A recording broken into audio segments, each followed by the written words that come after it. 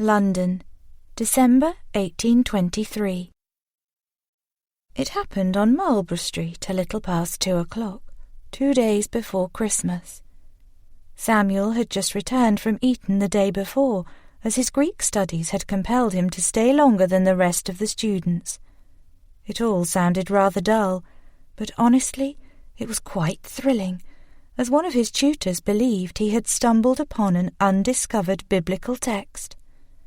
The ramifications could be enormous, and so when asked to assist him in analysing the text, Samuel had stayed on, of course.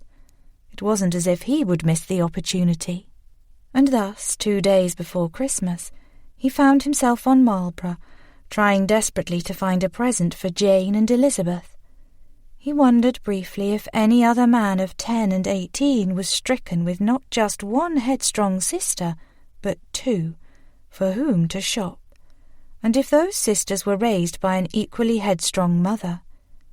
All 3 of them would not settle for the customary ribbons or baubles or fabrics that other ladies would surely drool over.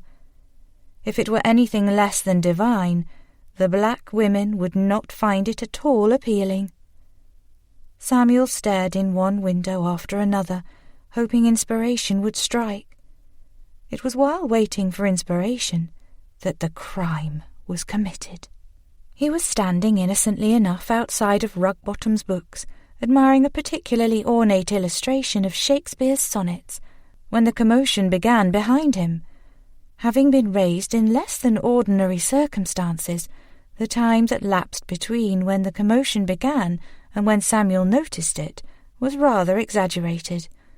But commotions were quite common in the Black family, and he thought nothing of it, until Lady Delia Witherspoon screamed, "He's stolen my reticule!" Samuel turned at this in time to see Lady Witherspoon pointing at a fleeing figure clutching the offended reticule under his arm. And then Lady Witherspoon screamed again, "That man! He's stolen my reticule!" The fleeing man charged at Samuel directly. As it was previously noted, Samuel merely stood in the middle of the pavement staring into a window. He was obviously ripe for any interaction with a passer-by on the pavement, even should that passer-by be a thief. As he watched the thief approach, Samuel's mind took that opportunity to think on matters. He wondered briefly if other gentlemen stepped out of the way of fleeing criminals, or if they advanced. He wondered if they cowered at the thought of getting their waistcoat ruined. And then he wondered what the wives of said gentlemen would think if their noble husbands did not act to avenge the slight against a lady. Samuel thought none of that likely, as the gentlemen of the ton that he had had the pleasure of meeting were all sopping idiots. The apprehension of criminals was not something that suited such personalities. And then Samuel sighed. He sighed because he quite liked his waistcoat.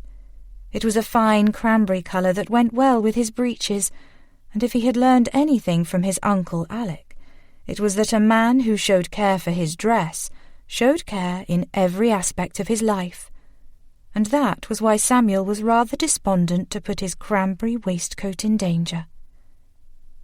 But even as he thought of his poor waistcoat, he saw his father's face rise up in his mind, and Samuel nearly laughed.